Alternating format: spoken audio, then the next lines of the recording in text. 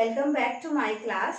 आज हम ये देखेंगे कि एक्सक्लेमेटरी सेंटेंसेस को इनडायरेक्ट स्पीच में कैसे चेंज करते हैं। पिछले वीडियोस में हमने असर्टिव सेंटेंसेस, इंट्रोगेटिव सेंटेंसेस और इंपरेटिव सेंटेंसेस को चेंज करने के नियम देखे हैं। अगर आपने फर्स्ट पार्ट असर्टिव सेंटेंसेस का वीडियो नहीं देखा है तो प्लीज एक बार जरूर देखिए, क्योंकि बहुत सारे रूल्स जो असर्टिव सेंटेंसेस में हम फॉलो करते हैं, एक्सक्लेमेटरी सेंटेंसेस में फिर से उनको फॉलो करना है।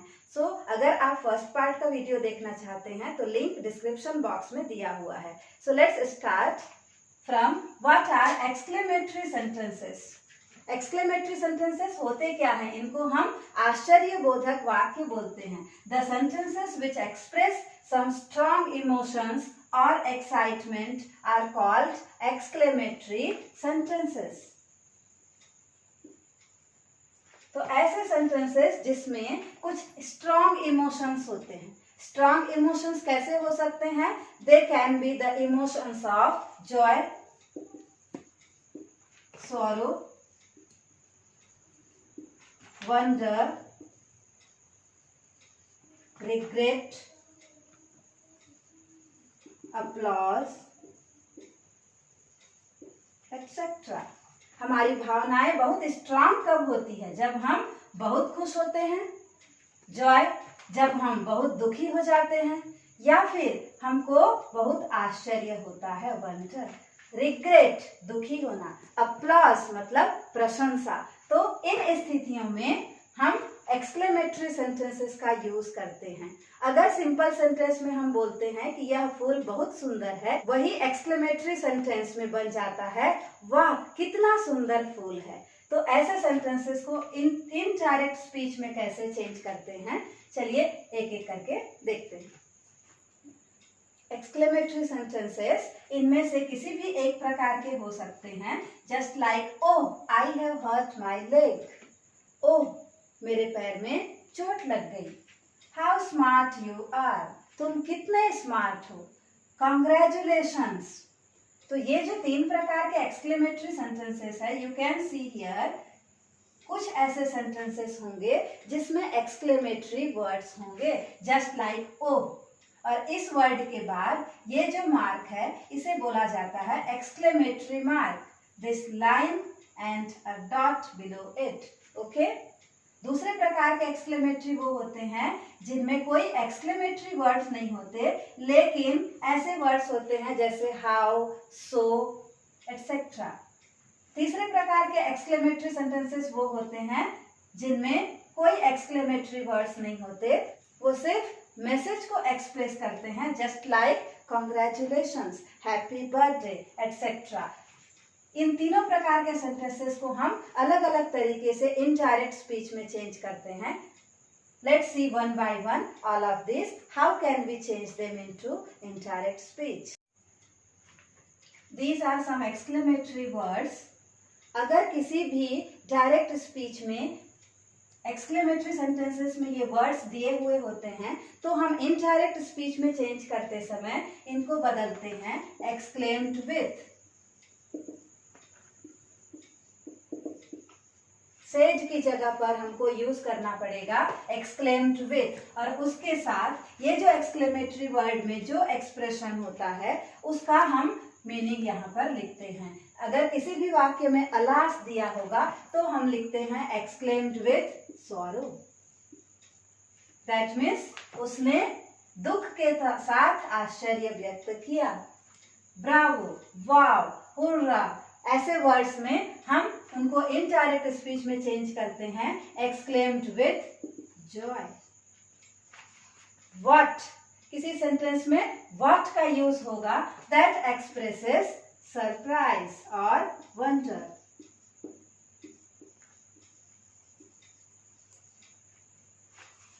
ओह, ओह एक्सप्रेसेस जॉय और sorrow.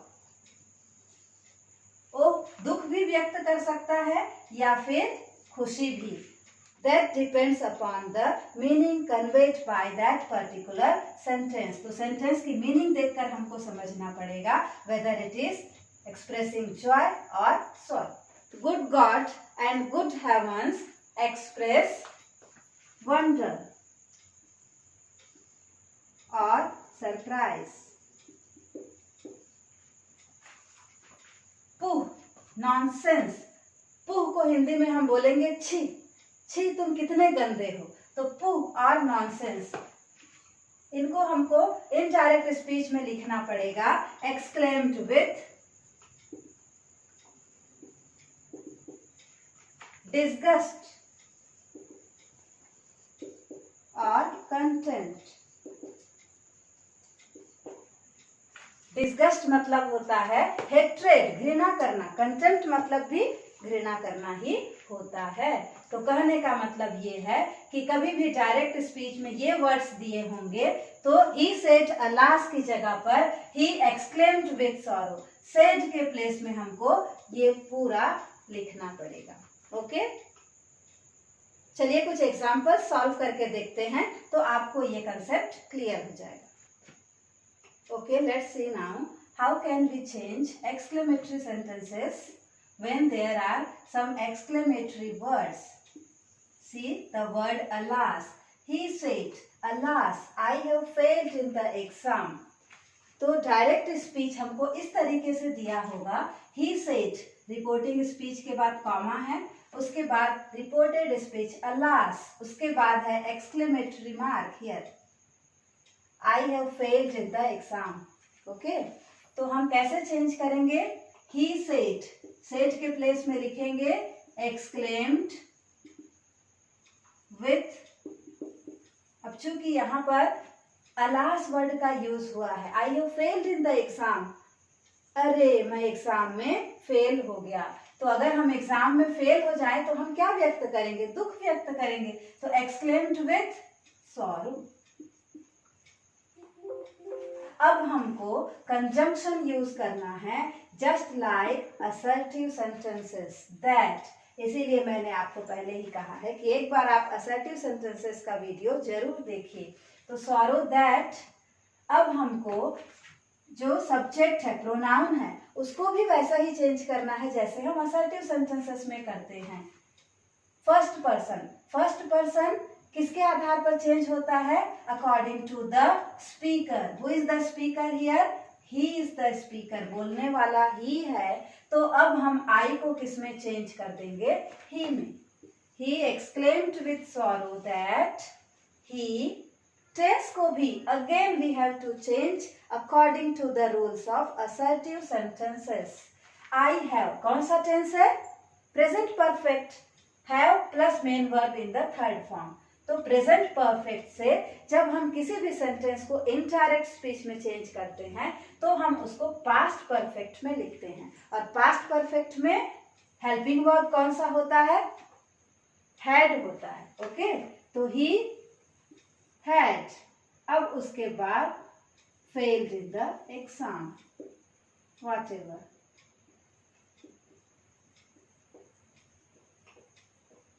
This way we have to change exclamatory sentences into indirect speech. हमने क्या क्या चेंज किए? देखिए, alas की जगह पर exclaimed with sorrow, उसके बाद conjunction that. I has been changed into he. have को हमने चेंज किया है had में. उसके बाद पूरा सेंटेंस सेम रहेगा. He said, hurrah, I have passed with merit. अब देखिए, हमने फेल होने के बाद दुख व्यक्त किया. अगर हम मेरिट के साथ पास हो जाएं तो हम खुशी से चिल्लाते हैं, मेरिट में पास हो गया. तो उस तरीके से जब हम इसको चेंज करेंगे, अब सेड को हमको चेंज करना होगा एक्सक्लेम्ड विथ जॉय. उसने खुशी के साथ आश्चर्य व्यक्त किया. Exclaimed with Joy that. ये फर्स्ट पार्ट के बाद हमने कंजंक्शन लगाया. फिर से दैट. आई को फिर हमको फर्स्ट पर्सन है, स्पीकर के आधार पर चेंज करेंगे तो ही में चेंज करना पड़ेगा. That he. Again have will be changed into had. Present perfect से past perfect. Okay, past with merit.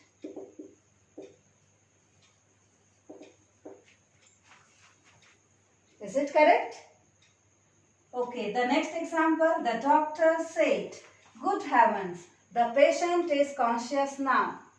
Doctor ने कहा गुड हेवंस, गुड हेवंस को हम कैसे ट्रांसलेट करेंगे? जैसे हम बोलते हैं कि भगवान का शुक्र है, भगवान का लाख लाख शुक्र है, तो उस तरीके से डॉक्टर ने कहा भगवान का शुक्र है, the patient is conscious now, अब मरीज होश में है। इसको कैसे चेंज करेंगे? द डॉक्टर, गुड हेवंस को मैंने बताया था, हम लिखते हैं एक्सक्लेम्ड विथ वंडर और surprise. The doctor exclaimed with wonder. आश्चर्य के साथ उसने कहा, क्या कहा? The patient। अब इस सब्जेक्ट को ध्यान से देखिए, इन दोनों सेंटेंस में सब्जेक्ट फर्स्ट पर्सन में था, singular, okay, first person I. अब यहाँ पर द पेशेंट क्या है? थर्ड पर्सन है, सिंगुलर है। अगर आपको याद होगा असर्टिव सेंटेंसेस में फर्स्ट पर्सन स्पीकर के आधार पर चेंज होता है, सेकंड पर्सन लिसनर के आधार पर चेंज होता है, और थर्ड पर्सन चेंज नहीं होता है, सेम ही रहेगा। तो अब हमको इसको द पेशेंट ही लिखना पड़ेगा,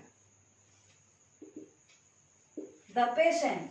बस हमको टेंस प्रेजेंट से पास्ट में करना है, इज जो है वो पास्ट में क्या हो जाएगा? was। The patient was conscious। What about this word now? Assertive sentences के लिस्ट में मैंने बताया था कुछ इंडिविजुअल वर्ड्स होते हैं जिनको हम चेंज करते हैं इनडायरेक्ट स्पीच में। नाउ चेंज होता है देन में। सिंपली अब आप सोच कर देखिए, डॉक्टर ने कहा कि मरीज को अब होश आ गया है। हम इसी बात को जब किसी और को बताएंगे तो हम क्या बोलेंगे कि डॉक्टर ने कहा था कि, या डॉक्टर ने भगवान का शुक्र किया कि मरीज को होश आ गया था। तो हमको ये बोलना है कि मरीज को उस समय जब होश आया तो डॉक्टर ने कहा कि भगवान का शुक्र है। Okay, let's continue with some more examples. My friend said sorry I disturbed you. मेरे फ्रेंड ने कहा सॉरी मैंने तुम्हें डिस्टर्ब किया। अब ये जो एक्सक्लेमेटरी वर्ड है सॉरी, इसकी जगह हम यूज करते हैं exclaimed with regret. Regret means होता है दुख व्यक्त करना। तो हम कैसे लिखेंगे? My friend exclaimed with regret. Again the conjunction that, दुख व्यक्त किया कि। Now this subject I first person है, इसको हम कैसे चेंज करेंगे? According to the speaker, speaker के आधार पर। तो माय फ्रेंड या तो ही हो सकता है या फिर शी, अगर कोई लड़का है तो ही, लड़की है तो शी। तो हम यहाँ पर ही या शी दोनों में से कुछ भी लगा सकते हैं। My friend exclaimed with regret that, suppose I am writing she I disturbed you. अब सेंटेंस के टेंस पर हमको फोकस करना पड़ेगा। Which tense is this? I is the subject, disturbed is the main verb which is in second form. बीच में कोई helping verb नहीं है, so this is in simple past tense. Okay, और इनडायरेक्ट स्पीच में हम सिंपल पास्ट टेंस को कौन से टेंस में चेंज करते हैं? पास्ट परफेक्ट में। पास्ट परफेक्ट में हेल्पिंग वर्ब क्या होगा? She had disturbed, she had disturbed। अब you को हम कैसे चेंज करेंगे?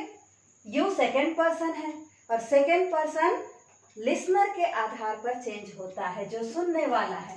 तो my friend said to whom? मेरे फ्रेंड ने किसको कहा? ये नहीं दिया हुआ है, और जब कोई भी लिसनर नहीं दिया होता तो हमको मानकर चलना है कि वो हमें ही बोला गया है, तो मुझे कहा गया, ऐसा हमको रिप्लाई करना है। शी हैड डिस्टर्ब्ड मी, मुझे लिखना है, तो ये क्या हो जाएगा?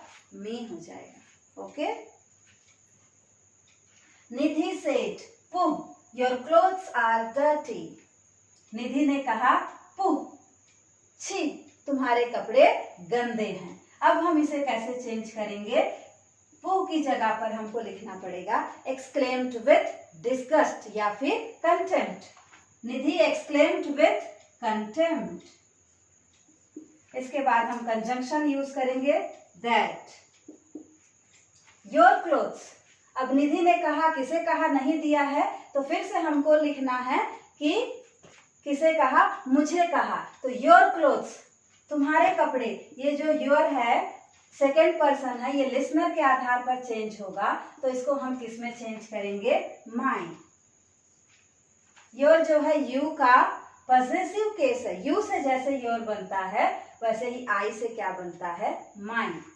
तो mine clothes are is in present tense, indirect speech में हमको पास्ट करना पड़ेगा, तो माई क्लोथ्स के साथ आर के प्लेस में क्या हो जाएगा, my clothes were dirty. Clear है?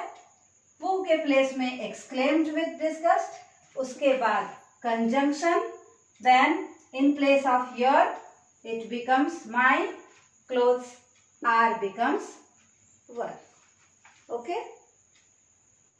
अब हम कुछ ऐसे एक्सक्लेमेटरी सेंटेंसेस देखेंगे जिनमें ऐसे वर्ड्स यूज होते हैं जैसे how, so, what, etcetera. Okay, Pragati said, how beautifully you write. Pragati ने कहा, तुम कितना सुंदर लिखती हो। तो ये जो एक्सक्लेमेटरी सेंटेंसेस हैं उनको हम चेंज करने के लिए कैसे करते हैं, हाउ ब्यूटिफुली यू राइट, ये एक्सक्लेमेटरी सेंटेंस है, इसे हम अगर सामान्य वाक्य में बदलेंगे तो ये क्या हो जाएगा कि यू राइट वेरी ब्यूटिफुली। इसीलिए अगर किसी भी सेंटेंस में एडजेक्टिव या एडवर्ब होगा उससे जस्ट पहले हम वेरी लगाएंगे, वेरी प्लस एडजेक्टिव और एडवर्ब। उसी तरीके से जब एक्सक्लेमेटरी सेंटेंस में कोई नाउन दिया होगा, जस्ट लाइक अपॉर्चुनिटी, अवसर, तो अपॉर्चुनिटी क्या है, नाउन है, ये एडजेक्टिव नहीं है, तो नाउन से पहले हम क्या यूज करते हैं, ग्रेट।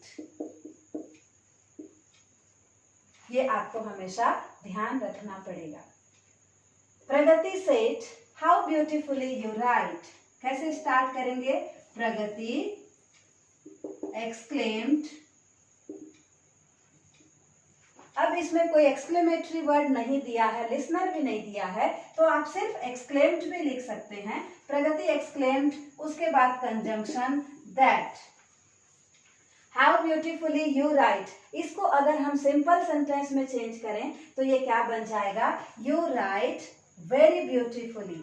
तो अब हम चेंज करते समय सिंपल सेंटेंस हमारा सब्जेक्ट से शुरू होगा। ये एक्सक्लेमेटरी सेंटेंस है तो यू सब्जेक्ट बाद में दिया है, लेकिन सिंपल सेंटेंस हमेशा सब्जेक्ट से शुरू होता है। तो यू सेकेंड पर्सन है और सेकेंड पर्सनल किसके आधार पर चेंज होगा, listener. No listener is there, हमको आई मानकर चलना है, कोई लिसनर नहीं है, तो हम फर्स्ट पर्सन में करेंगे कि प्रगति ने कहा तुम बहुत अच्छा लिखती हो। तो किसे कहा होगा, या तो मुझे कहा या किसी और को कहा।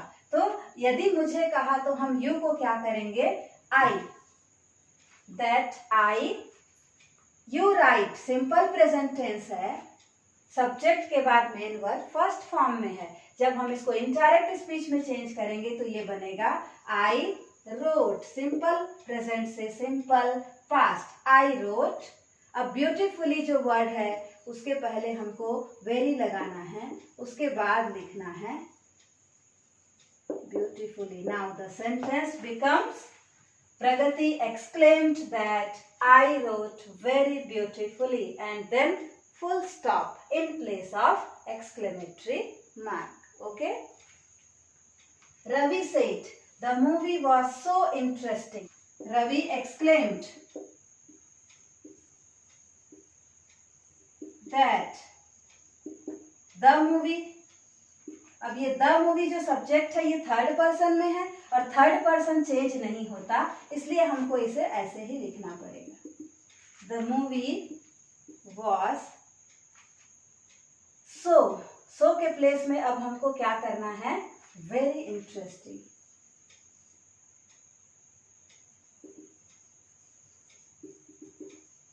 इंटरेस्टिंग वर्ड जो है वो एडजेक्टिव है, एडजेक्टिव से पहले अब हम क्या लगाएंगे, वेरी। तो ये सो जो है ये हट जाएगा, ऐसे जैसे हमने हाउ को यहाँ पर से हटाया था। हाउ ब्यूटीफुली को हमने क्या किया था, very beautifully.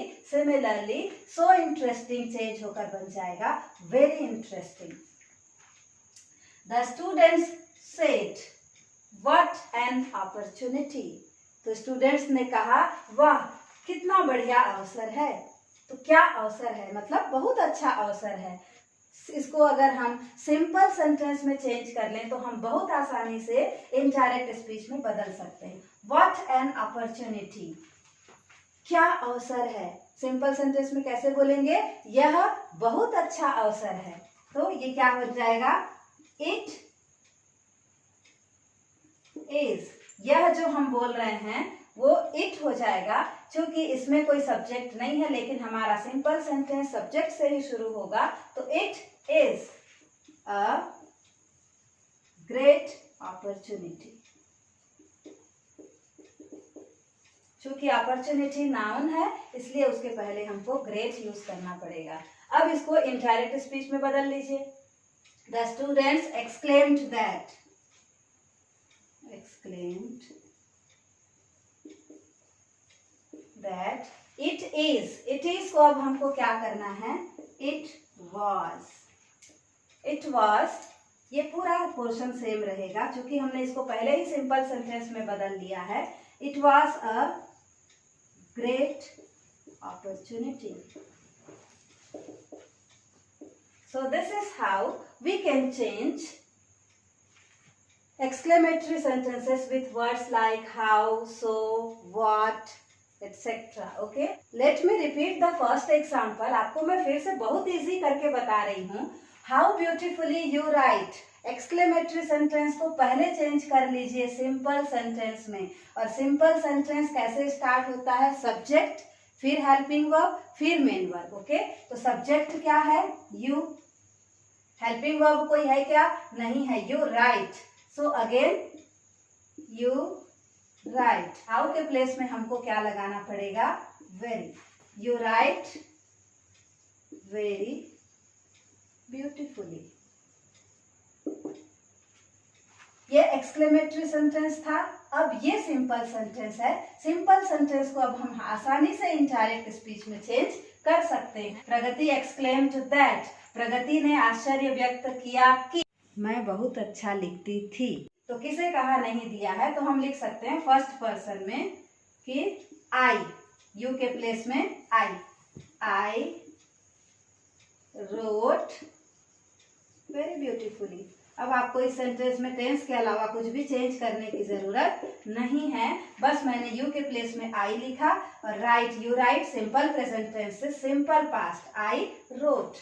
Main verb is now in the second form. Okay,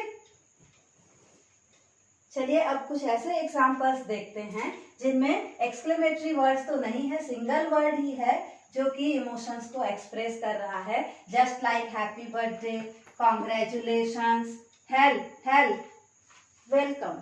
okay, he said happy birthday, तो उसने कहा जन्मदिन मुबारक हो।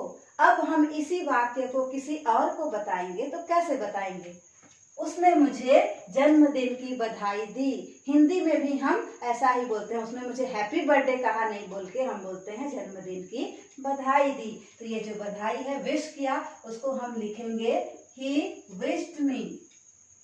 सेड के प्लेस में हमने क्या कर दिया, विश्ड। किसे बोला, मुझे बोला, he wished me a happy birthday.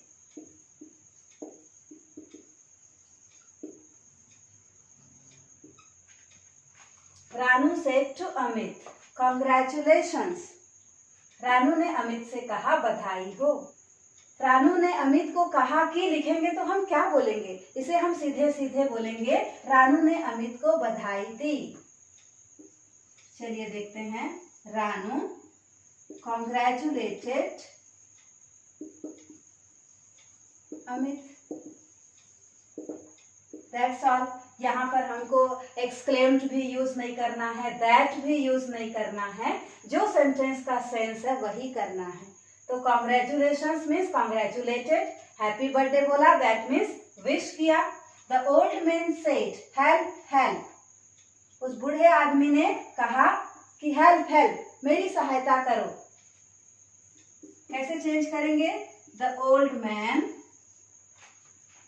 The old man, वो चिल्लाया कि हेल्प करो या बचाओ जैसे बोलते हैं. Old man cried for help.